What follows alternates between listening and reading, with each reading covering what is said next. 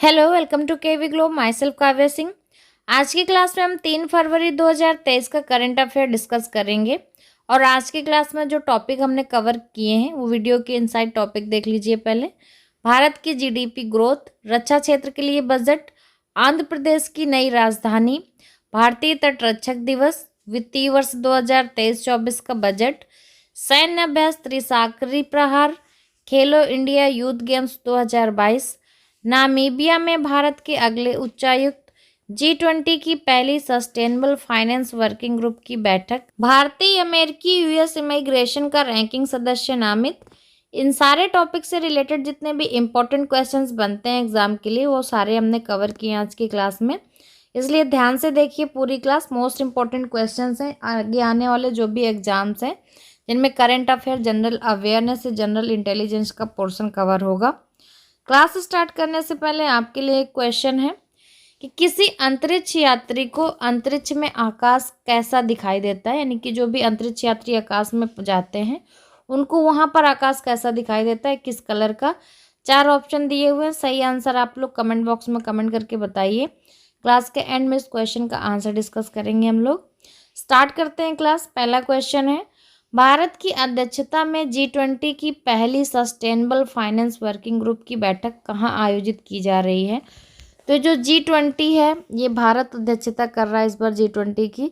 इसकी जो पहली सस्टेनेबल फाइनेंस वर्किंग ग्रुप की बैठक है ये आयोजित की जा रही है गुवाहाटी में। सही आंसर हो जाएगा ऑप्शन है गुवाहाटी।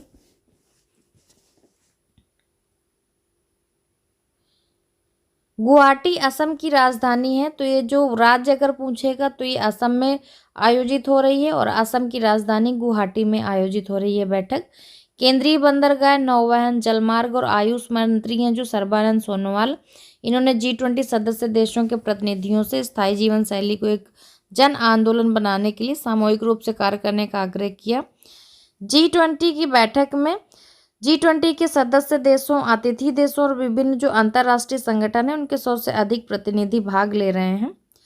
नेक्स्ट है, किसे नामीबिया में भारत के अगले उच्चायुक्त के रूप में नियुक्त किया गया है।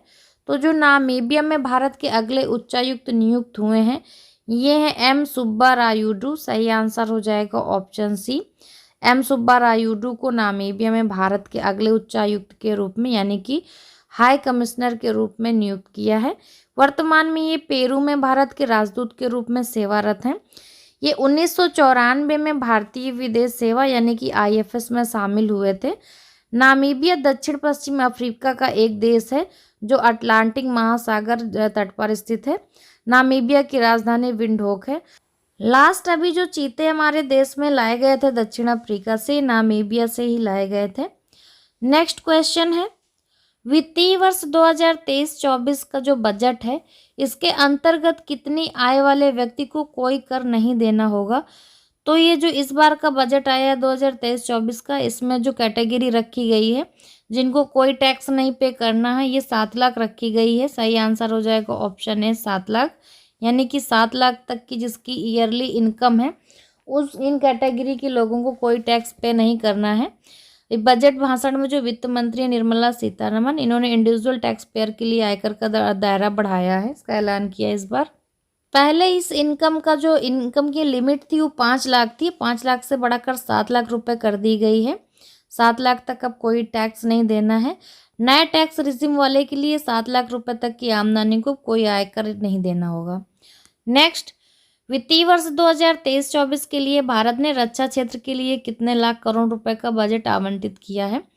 तो ये जो रक्षा मंत्रालय यानी कि रक्षा क्षेत्र के लिए, डिफेंस के लिए पूछ रहा है कि 2023-24 के बजट में क्या रखा गया है बजट। तो सही आंसर है ऑप्शन बी 5.94 लाख करोड़ रुपए, 5.94 लाख करोड़ रुपए का बजट रखा गया है डिफेंस के लिए। इसमें सशस्त्र बलों के लिहाज से जो पूंजीगत व्यय के लिए कुल 1.62 लाख करोड़ रुपए अलग रखे गए हैं। इनमें नए हथियार, विमान, युद्धपोत और अन्य सैन्य साजो सामान, जो भी सामान डिफेंस में खरीदा जाएगा वो खरीद शामिल है। राजस्व व्यय के लिए 4,22,162 करोड़ रुपए का आवंटन किया गया है, जिसमें वेतन भुगतान और प्रतिष्ठानों के रख रखाव पर भी खर्च शामिल है। इस राशि में जो रक्षा पेंशन है उसके लिए 1,38,205 करोड़ रुपए है और रक्षा सेवाओं के लिए 2,70,120 करोड़ रुपए है और रक्षा मंत्रालय के लिए 13,837 करोड़ रुपए शामिल है इस बजट में। नेक्स्ट क्वेश्चन है, भारतीय तटरक्षक दिवस प्रतिवर्ष कब मनाया जाता है? तो भारतीय तटरक्षक दिवस हर साल मनाया जाता है, 1 फरवरी को मनाया जाता है। सही आंसर हो जाएगा ऑप्शन बी। ये 47वां स्थापना दिवस मनाया गया है इस बार 1 फरवरी 2023 को। देश के समुद्री हितों की रक्षा में जो संगठन द्वारा निभाई जाने वाली महत्वपूर्ण भूमिका होती है उसका सम्मान करने के लिए हर साल 1 फरवरी को भारतीय तटरक्षक दिवस मनाया जाता है। भारतीय तटरक्षक की स्थापना के कुछ महीने बाद 18 अगस्त 1978 को भारतीय संसद ने भारतीय तटरक्षक दिवस को मंजूरी दी थी। नेक्स्ट क्वेश्चन है, खेलो इंडिया यूथ गेम्स 2022 में किस राज्य की टीम ने वाटर स्पोर्ट्स, कैनोइंग और कयाकिंग में सभी 4 गोल्ड मेडल जीते हैं? तो सही आंसर हो जाएगा ऑप्शन बी, मध्य प्रदेश। मध्य प्रदेश की टीम ने वाटर स्पोर्ट्स, कैनोइंग और कयाकिंग में 4 गोल्ड मेडल जीते हैं। मध्य प्रदेश के नितिन वर्मा ने पहली बार खेलो इंडिया यूथ गेम्स में शामिल वाटर स्पोर्ट्स में मध्य प्रदेश को स्वर्ण पदक दिलाया। ये जो खेलो इंडिया यूथ गेम्स 2022 का था मध्य प्रदेश की राजधानी भोपाल सहित प्रदेश के 8 शहरों में आयोजित किया जा रहा था। नेक्स्ट, हाल ही में भारतीय सेना ने किस राज्य में सैन्य अभ्यास त्रिशाकरी प्रहार किया है? तो ये जो सैन्य अभ्यास है त्रिशाकरी प्रहार नाम दिया गया है इसका, और ये अभी जो आयोजित किया गया ये पश्चिम बंगाल में किया गया। सही आंसर हो जाएगा ऑप्शन डी। भारतीय सेना ने 11 दिवसीय सैन्य अभ्यास किया। ये 11 दिन तक आयोजित किया गया जिसमें बल के लगभग सभी प्रमुख हथियार और इकाइयां शामिल थी। भारतीय वायुसेना और केंद्रीय सशस्त्र पुलिस बल की इकाइयां भी 21 से 31 जनवरी तक जो त्रिशक्ति प्रहार हुआ इस अभ्यास का जो है हिस्सा थी। इस अभ्यास में नवीनतम पीढ़ी के लड़ाकू विमान, हेलीकॉप्टर, टैंक, थल सेना के लड़ाकू वाहन, मध्यम फील्ड और आर्टिलरी गन, पैदल सेना मोर्टार और बाकी की जो नई पीढ़ी के थल सेना के हथियार और उपकरण सहित जमीनी और हवाई संपत्तियों के संयुक्त इस्तेमाल को भी दिखाया गया। नेक्स्ट क्वेश्चन है, हाल ही में आर्थिक सर्वेक्षण 2022-23 के अनुसार भारत की जीडीपी ग्रोथ कितने प्रतिशत रहने का अनुमान है? तो 2022-23 के अनुसार जो जीडीपी ग्रोथ का अनुमान है ये 6.5% रहने का है। सही आंसर हो जाएगा ऑप्शन ए। ये वहीं जो नॉमिनल जीडीपी का अनुमान 11% लगाया है, ये पिछले 3 साल में सबसे धीमी ग्रोथ होगी। 6.5% का जो अनुमान लगाया गया है। सर्वे के अनुसार पीपीपी के मामले में भारत दुनिया की तीसरी सबसे बड़ी अर्थव्यवस्था है और एक्सचेंज रेट के मामले में 5वीं सबसे बड़ी अर्थव्यवस्था है। भारत का सकल घरेलू उत्पाद यानी कि जीडीपी अनुमान, महंगाई दर अनुमान, विदेशी मुद्रा भंडार और व्यापार घाटे की जानकारी इसमें शामिल होती है।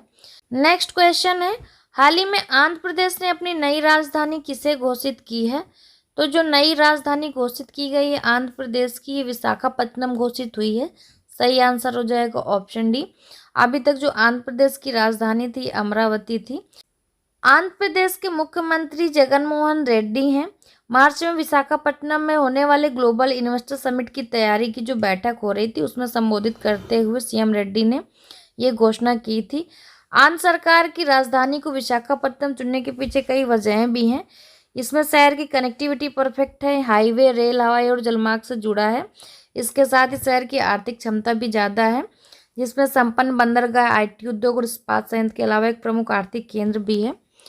नेक्स्ट क्वेश्चन है, किस भारतीय अमेरिकी को यूएस इमिग्रेशन का रैंकिंग सदस्य नामित किया गया है? तो ये है प्रमिला जयपाल। सही आंसर हो जाएगा ऑप्शन डी। भारतीय अमेरिकी प्रमिला जयपाल को यूएस में इमिग्रेशन के लिए हाउस जुडिशरी कमेटी के पैनल का रैंकिंग सदस्य नामित किया गया है। जुडिशरी कमेटी के पैनल के रैंकिंग सदस्य के लिए नामित होने वाली वो पहली दक्षिण एशियाई मूल की महिला बनी है। प्रमिला जी का भारत में चेन्नई से भी खास कनेक्शन है। उनका चेन्नई में एक मलयाली परिवार में जन्म हुआ था। प्रमिला जयपाल इस उप समिति के रैंकिंग सदस्य अध्यक्ष के रूप में सेवा करने वाली पहली अप्रवासी हैं। क्लास के स्टार्टिंग में आपसे क्वेश्चन पूछा था कि किसी अंतरिक्ष यात्री को अंतरिक्ष में आकाश कैसा दिखाई देता है? तो जो अंतरिक्ष में आकाश दिखाई देता है ये काले रंग का दिखाई देता है। सही आंसर हो जाएगा ऑप्शन सी। जबकि हम लोग जब पृथ्वी से देखते हैं अंतरिक्ष को तो आकाश नीला दिखाई देता है, पर अंतरिक्ष में जो दिखाई देता है वहां से काला दिखाई देता है।